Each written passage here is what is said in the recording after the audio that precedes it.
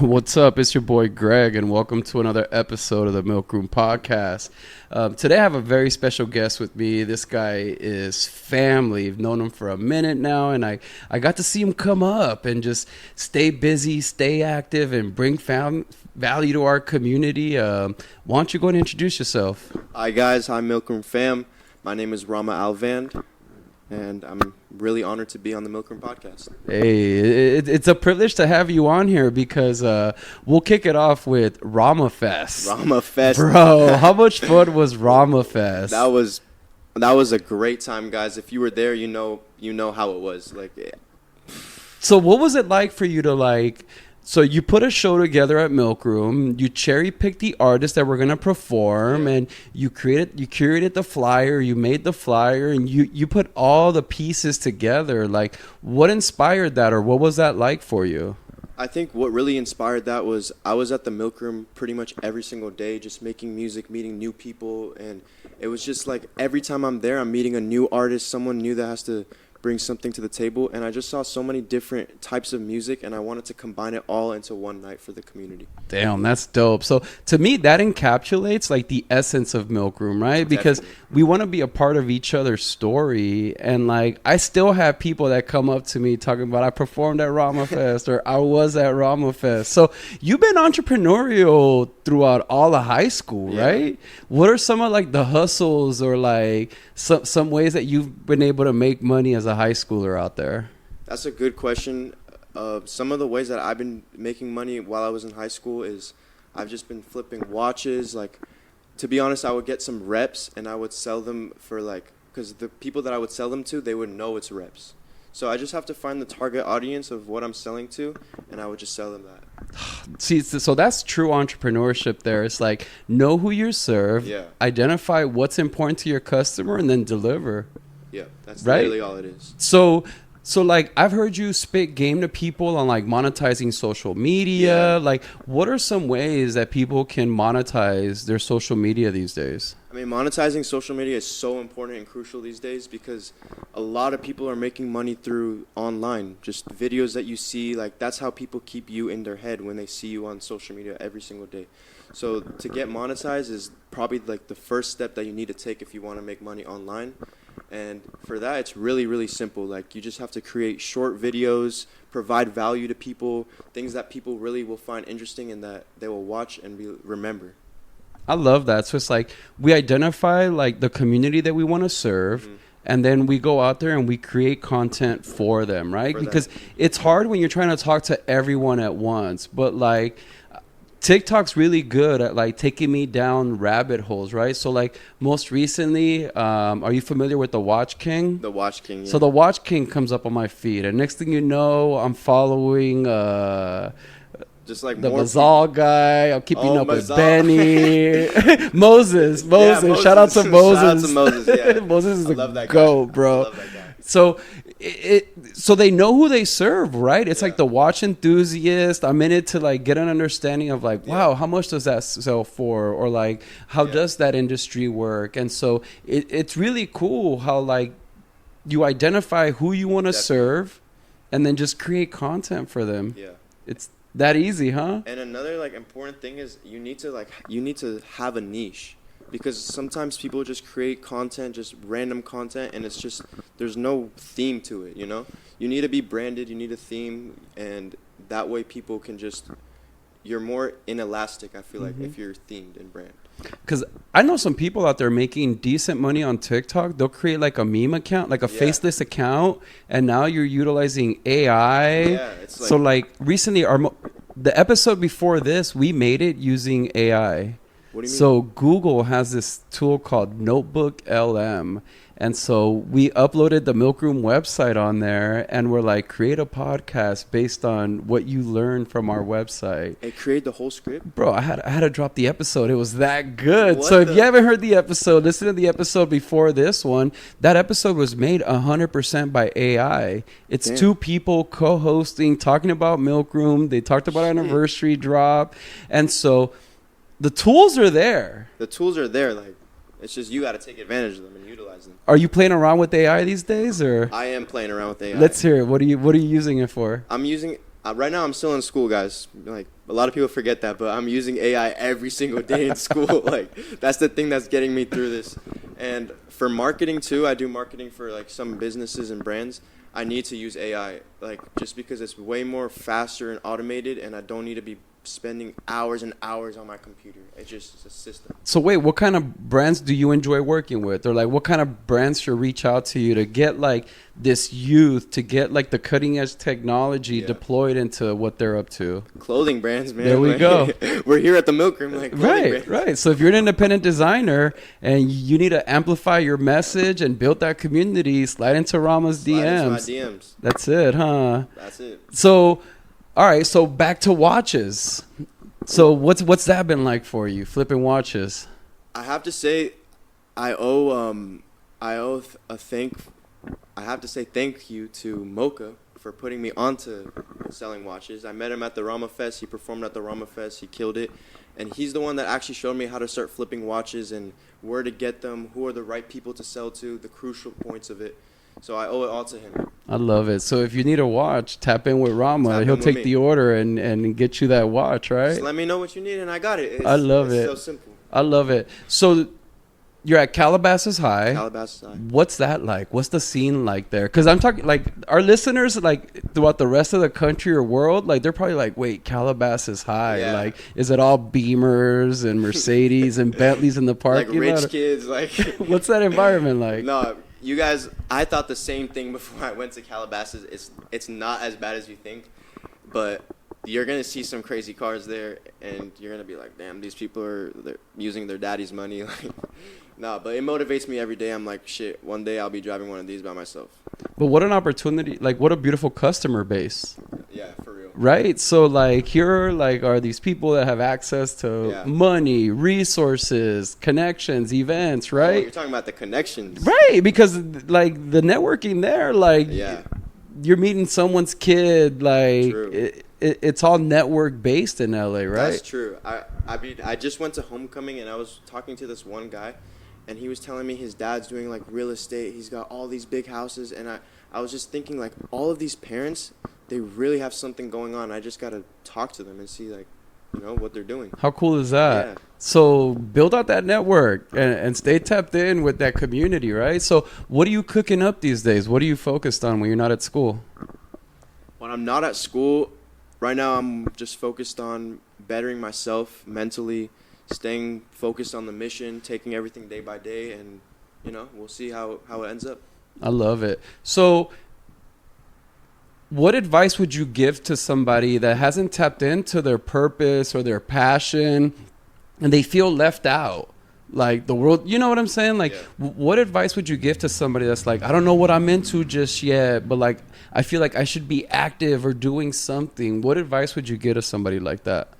You guys, you need to be trying everything. Just do stuff. It doesn't matter if you're good at it. It doesn't matter if you're bad at it. Just try it and see how it turns out.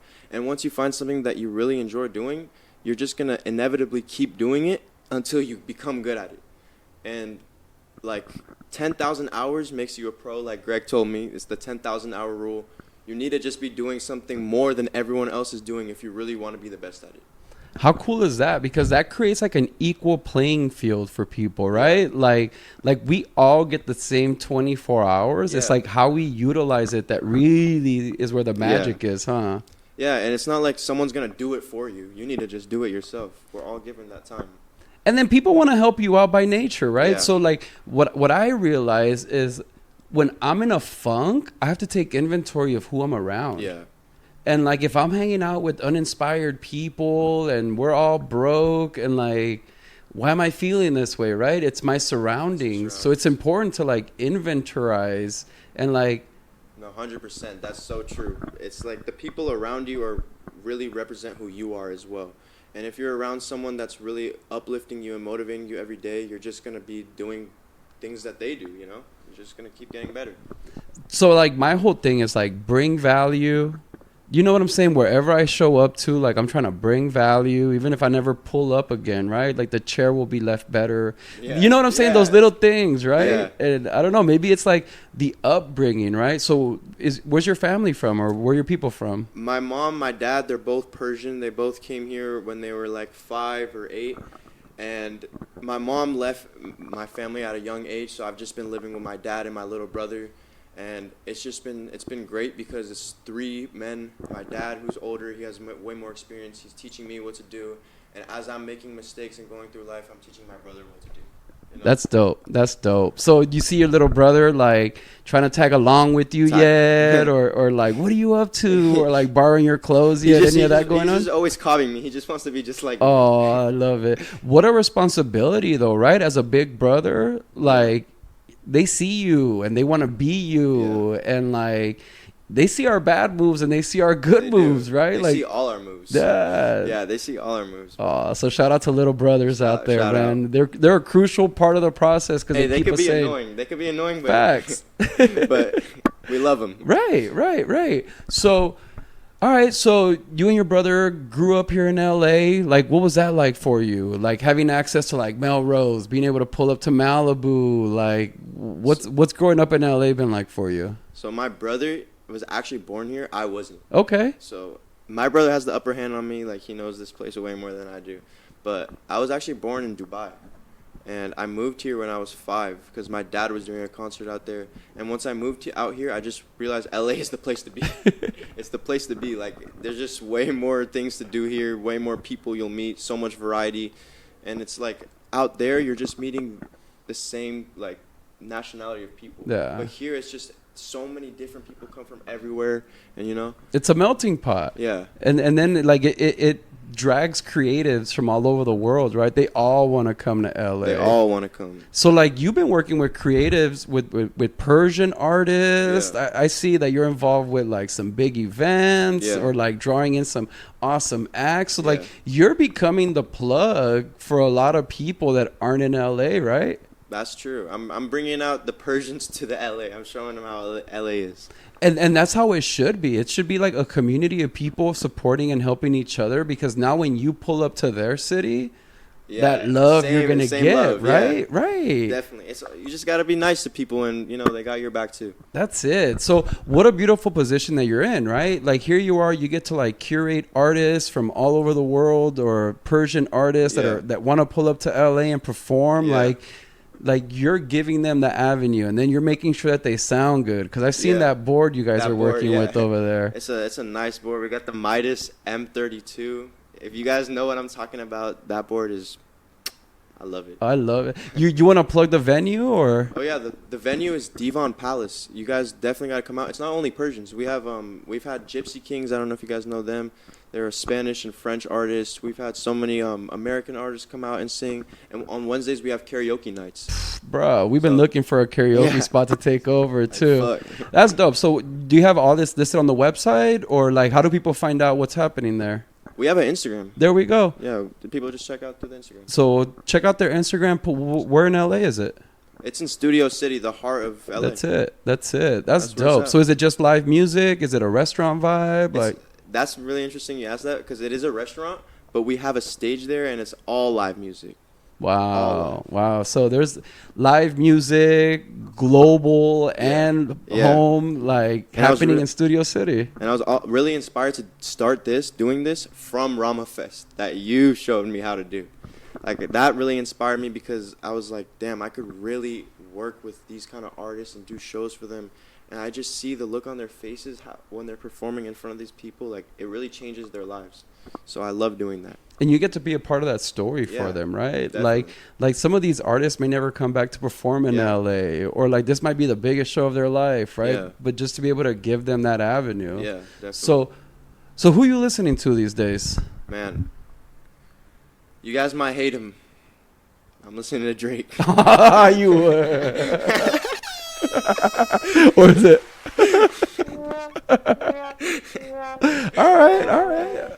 I don't know. Kendrick or Drake, what do you think? Oh, man. Well, Drake's a GOAT. Drake's the GOAT, yeah. Toe to toe, Drake's the GOAT. Yeah. But, like, if both of them were drowning in a pool, I gotta pull out Kendrick Lamar because it's an LA thing, bro. Like I feel that. I feel that. To move somewhere else. I feel that. You know who else I've been listening to? The new Playboy Cardi and The Weeknd song. Okay. That song is so fire. I've been listening to that a lot. I've been listening to the new Slimey-Oso Yeah. album. That's bro. tough. It is. Slimetology. Bro. Shout out Slime. Shout out Slime. That stays in my rotation in the car these days. People look at me like I'm crazy, bro. And I'm like, y'all don't even know. Y'all don't know the story behind this. No, that album was long awaited. He's been putting in the work for that for so long. Like, yeah. Congratulations. Like, he really did his thing. No, I had that drop saved on my calendar. Make sure I support the album with my $10 purchase. You know what I'm saying? Like, you got it on iTunes? I had to, bro. That's just so that it lives with me forever. That's love. That's love. But I tend to do that, right? When a friend of mine puts out music, like I'm gonna go buy it. Yeah. And I don't know why artists push me to go stream the song. Like push me to go buy the song. Yeah. Like, oh, go stream me on all platforms. No, go buy my song on iTunes. Yeah. Or like, to me, the favorite thing that's happening in music right now is like, you don't need Spotify.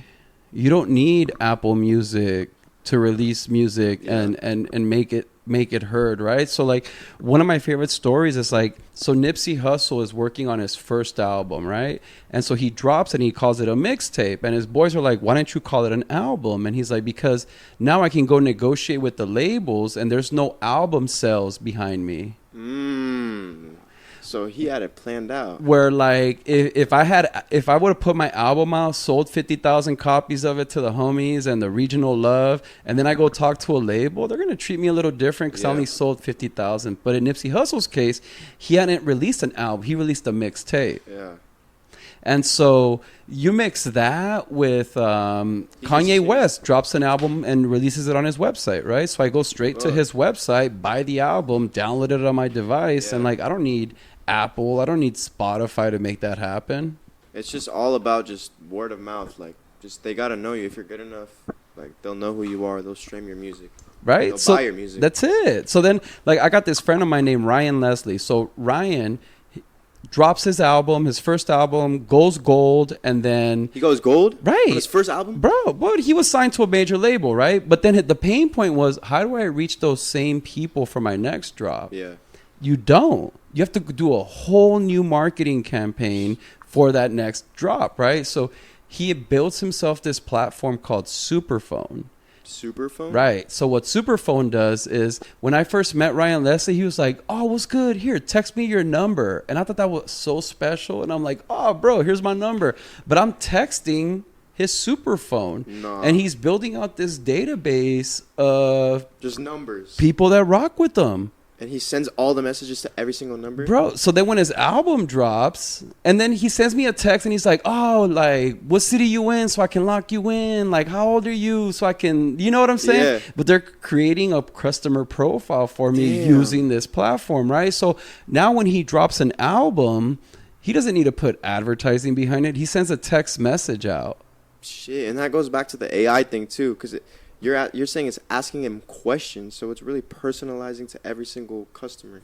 Is that not the future of customer service? So my boy Ryan Leslie's been doing this for a minute now. You know what I'm saying? Oh, he's dropping projects, but he doesn't drop them on streaming platforms. He does. He's never done that? Bro, how much money do you get if your song streams 1 billion times on Spotify? They don't pay you well. Come on. Now I'm going to give it to you for free? Like, does Spotify even cut you a check as an artist if you upload your music? Shouldn't we start there?